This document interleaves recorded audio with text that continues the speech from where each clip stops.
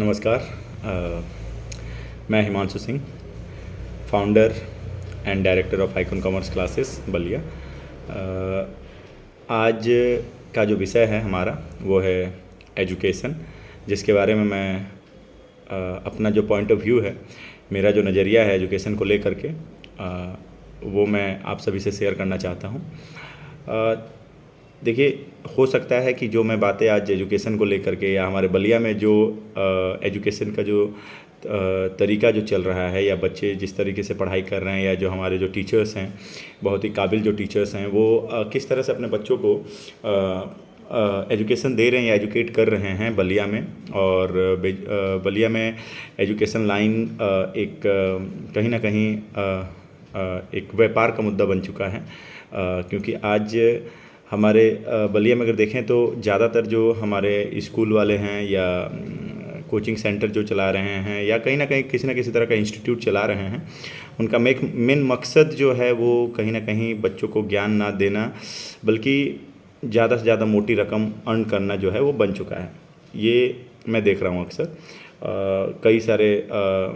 जगहों से मुझे ये देखने को मिला है, और कई सारे जो बच्चे मेरे यहाँ पढ़ने आते हैं, क्योंकि मैं भी खुद एक आइकन कॉमर्स क्लासेस इंस्टीट्यूट जो है गढ़वाल रोड में स्थित, वहाँ मैं खुद चलाता हूँ। तो मेरे यहाँ बहुत सारे अलग अलग तरह के जो बच्चे हैं मेरे कांटेक्ट में हैं, स्टूडेंट्स,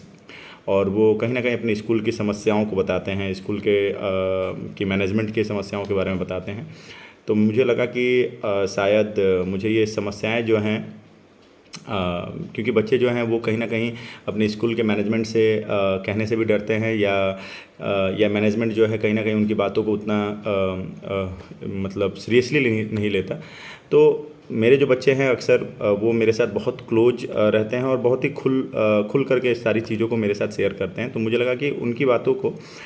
मुझे इस वीडियो के माध्यम से आप सभी के साथ शेयर करना चाहिए, और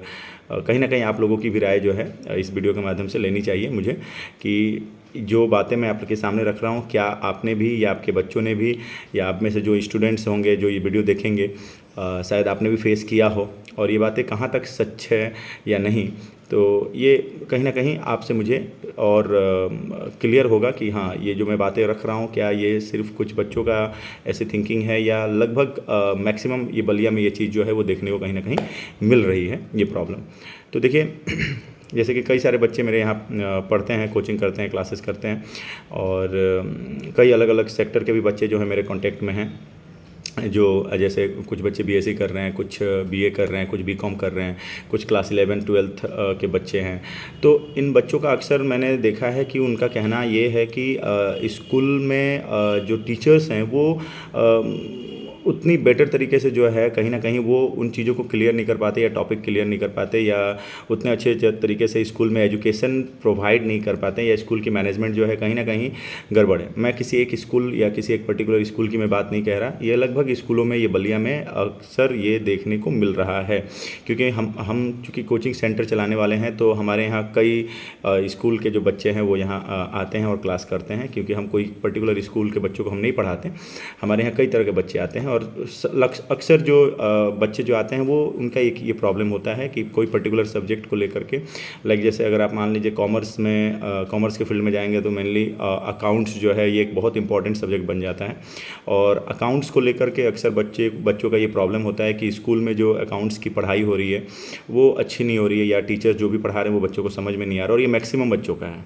ये मैक्सिमम बच्चों का ये पॉइंट है। ये मैं किसी एक बच्चे या दो बच्चे की बात नहीं कर रहा, मैं अक्सर बच्चों में से मैंने सुना है, और पिछले 6-7 साल से मैं अपनी खुद की कोचिंग सेंटर चला रहा हूँ, और कॉमर्स की लाइन के कॉमर्स से जुड़ा जो एजुकेशन है मैं वो बच्चों को दे रहा हूँ और एजुकेट कर रहा हूँ। और तो अक्सर मैंने बच्चों से सुना है कि स्कूल में जो टीचर्स हैं वो क्या पढ़ाते हैं वो खुद ही पढ़ते हैं और खुद ही समझते हैं, इस तरह की बातें जो हैं सुनने को मिलती हैं। और स्कूल मैनेजमेंट पर भी मतलब बच्चों का ये आता है कि हम प्रिंसिपल से या जा कर के हम जब हेडमास्टर या प्रिंसिपल या जो भी टीचर्स हैं उनसे हम बात करते हैं, तो वो लोग भी बातों को सीरियसली नहीं लेते हैं। तो मैं बस एक रिक्वेस्ट आप सभी से करना चाहूँगा, जो स्कूल के जो भी टीचर्स हैं, कि आप बच्चों के प्रॉब्लम को समझिए, क्योंकि आप एक मोटा फ़ी उनसे कहीं ना कहीं आप वसूल कर रहे हैं इन सब्जेक्ट्स को सही तरीके से पढ़ाने के नाम पर,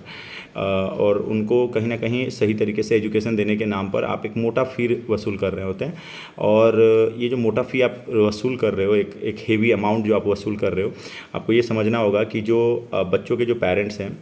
सभी पेरेंट्स हाई क्लास या हाई प्रोफाइल से बिलोंग नहीं करते। और आपको पता है कि आप बलिया जैसे टाउन में में अगर आप कहीं ना कहीं आप अपनी संस्था या स्कूल जो चला रहे हो, तो यहाँ 80% जो बच्चे हैं वो मिडिल क्लास या मिडिल क्लास से भी नीचे वाले क्लास से बिलोंग करते हैं। अधिकतर बच्चे जो हैं वो फार्मर्स के हैं या छोटे मोटे बिजनेसमैन के बच्चे हैं, जो बहुत मेहनत करके, दिन रात मेहनत करके, जिनके पेरेंट्स पैसा लाते हैं, पैसा ला करके आपके फ़ी को पे करते हैं।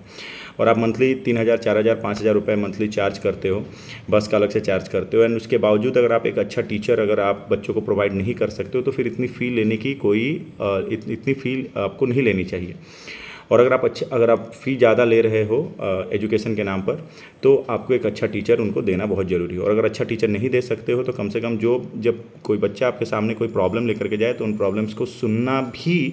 ये आपकी ज़िम्मेदारी है। और स्पेशली जब कोई पेरेंट्स आपके स्कूल में किसी बच्चे को दाखिला दिलवाता है या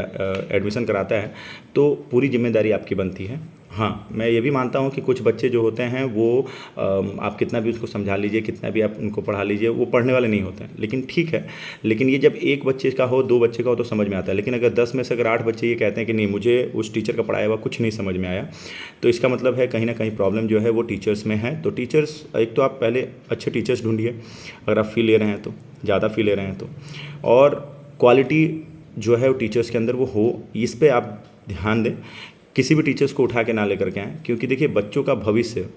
आपके पास, आपके स्कूल को चलाने के लिए, प्रॉफिट कमाने के लिए आपके पास बहुत साल बचा हुआ है। आप एक साल निकलेगा, दूसरे साल फिर नए बच्चे आएंगे, आप प्रॉफिट कमा सकते हो। लेकिन आपको पता होना चाहिए कि जो बच्चा एक साल अपना किसी एक क्लास में दे दिया, उसके बाद उसको दोबारा वो साल नहीं मिलने वाला है। और जिस साल में जो एजुकेशन उसको चाहिए, जो ज्ञान उसे चाहिए, वो ज्ञान अगर उसे सही ढंग से ना मिले, तो उसका फ्यूचर स्पॉइल हो सकता है। ये हमें ध्यान रखना होगा एज एजुकेशन देने वाले टीचर्स के रूप में, समझ रहे हैं ना। तो ये बात का बहुत खास करके आप ध्यान रखिए। और देखिए क्या है ना कि एक सेकंड जो चीज़ जो है, ये तो हो गई मतलब स्कूल वाले अथॉरिटीज़ और स्कूल में जो सही ढंग से जो जिन बच्चों को एजुकेशन नहीं मिल पा रहा है, बट बच्चे फ़ी पे कर रहे हैं, पेरेंट्स उनके बहुत मोटा रकम पे कर रहे हैं, उसके बावजूद अच्छी एजुकेशन ना मिलने के ऊपर ये मैंने अपनी राय रखी कि आप सभी भी बताइए कि मैंने जो बात कही वो मैंने गलत कही या सही। और आप अपना राय भी बताएं कि क्या ये बात सही है, कितने हद तक ये सही है कि जो बच्चे स्कूल जा रहे हैं उनको जो एजुकेशन, देखिए बलिया में मैंने अक्सर देखा है कि 8, 9, 10 तक के जो बच्चे हैं उनको कोई प्रॉब्लम नहीं है, लेकिन 10th के ऊपर का जो एजुकेशन है, हाई एजुकेशन जब बच्चों को लेना होता है, वहाँ ये सबसे बड़ी समस्या पाई जा रही है। ज़्यादातर 11, 12 में पढ़ाने वाले जो बच्चे हैं, जो पढ़ने वाले जो बच्चे हैं, सॉरी, उनके जो टीचर्स हैं वो कहीं ना कहीं वो लेवल ऑफ एजुकेशन उनको नहीं प्रोवाइड कर पा रहे हैं जो वो ढूंढ रहे हैं। मैं मानता हूँ ये कि 100 बच्चों में 10 बच्चे नहीं पढ़ने वाले भी होते हैं, लेकिन बाकी 90 बच्चे जो हैं उनको तो समझ में आना चाहिए, है ना। लेकिन यहाँ पे उल्टा हो रहा है कि 90 में से सिर्फ 10 बच्चों को जो है वो समझ आ रहा है, बाकी 80 बच्चे जो हैं वो उनके पल्ले कुछ नहीं पड़ रहा है। तो अच्छे टीचर्स रखिए, अच्छा फ़ी ले रहे हैं, अच्छे टीचर्स रखिए, ये पहला चीज़। दूसरा चीज़, देखिए हमने कहीं ना कहीं बलिया में कोचिंग सेंटर वाले को भी मैं कह रहा हूँ, हमारे एजुकेशन से जुड़े जितने भी हमारे ऑर्गेनाइजेशंस हैं या जो भी हमारी संस्थाएं हैं जो कोचिंग सेंटर चला रही हैं, रजिस्टर्ड हैं, बहुत सारे अनरजिस्टर्ड भी हैं। देखिए आप कोचिंग चला रहे हो, कुछ लोगों ने कोचिंग को एक बिज़नेस का जरिया बना दिया है, एक इनकम का जरिया बना दिया है। ठीक है, अच्छी बात है, आप टीचर हो तो आपका वो इनकम का जरिया होना भी बहुत ज़रूरी है, क्योंकि आप इनकम यहाँ से नहीं करोगे तो कहाँ से करोगे। लेकिन एक बात मैं आपको ये कहता हूँ कि प्रायोरिटी आप किस चीज़ को दे रहे हो, आपका मकसद क्या है। कोचिंग सेंटर आपने खोल दिया, अपने एक इंस्टीट्यूट खोल दिया, अपने स्कूल खोल दिया, बट आपकी प्रायोरिटी क्या है। प्रायोरिटी है एक हमारे समाज को एक अच्छा एजुकेशन प्रोवाइड करना, हमारे समाज के बच्चों को अच्छा एजुकेशन प्रोवाइड करना। मैं भी पिछले 7 साल से आइकॉन कॉमर्स क्लासेस का डायरेक्टर हूँ और मेरी खुद की इंस्टीट्यूट है। मेरे यहाँ से भी बहुत सारे बच्चों ने पढ़ा है और जहाँ तक मुझे लगता है कि मैंने पहली प्रायोरिटी जो है, चाहे जो मेरे पास जो बच्चे पढ़ के निकले हैं, पहली प्रायोरिटी मैंने प्रॉफिट को नहीं दिया है। हाँ, हम फ्री में नहीं कर सकते, ये मैं सबको कह रहा हूँ कि आप फ्री में मत पढ़ाइए, लेकिन एटलीस्ट प्रायोरिटी एजुकेशन को पहले दीजिए और सेकंड प्रायोरिटी जो है वो आपकी अर्निंग होनी चाहिए। और मुझे लगता है कि अगर आप फर्स्ट प्रायोरिटी के पीछे अगर आप वर्क करोगे तो आपकी जो सेकंड प्रायोरिटी है मनी, वो अपने आप पूरा हो जाएगा, वो अपने आप फुलफ़िल हो जाएगी। तो मैं बस यही रिक्वेस्ट करना चाहता हूँ आप सभी एजुकेटर्स से, आप सभी टीचर्स से मैं हाथ जोड़ करके यही बस आपसे रिक्वेस्ट करूँगा कि आप लोग इस लाइन को बिज़नेस मत बनाइए। देखिए क्या है ना कि एक बच्चा बहुत भरोसे के साथ, एक पेरेंट्स बहुत भरोसे के साथ अपने बच्चे को हमारे यहाँ भेजता है कि एक अच्छे इंस्टीट्यूट में भेजता है, एक अच्छे कॉलेज, एक अच्छे स्कूल में भेजता है, एक अच्छे कोचिंग सेंटर में भेजता है कि जाए, और एक बच्चा बहुत ही विश्वास लेकर के आता है, बहुत सारी चीज़ें वो अपने साथ लेकर के आता है कि मैं यहाँ जाऊँगा, अच्छे से पढ़ूँगा, अच्छी एजुकेशन लूँगा। लेकिन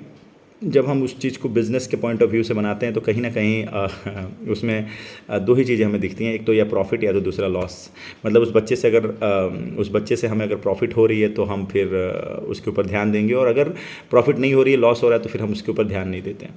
तो ये चीज़ें जो हैं कहीं ना कहीं रुकनी चाहिए। और स्पेशली खास करके बलिया में जितनी तेज़ी से कोचिंग सेंटरें खुल रही हैं, हर आप देखोगे गली में एक क्लासेस हैं जहाँ पे 10, 12, 15, 20, 25 बच्चे पढ़ रहे हैं। क्योंकि देखिए स्टूडेंट्स की तो संख्या कभी कम होगी नहीं, और स्टूडेंट्स की संख्या है तो कोचिंग सेंटर की भी संख्या कभी कम नहीं होगी। लेकिन मेरा बस कहना बस इतना है, इतना रिक्वेस्ट मैं आपसे करना चाहूँगा, आप सभी टीचरों से रिक्वेस्ट करना चाहूँगा कि आप लोग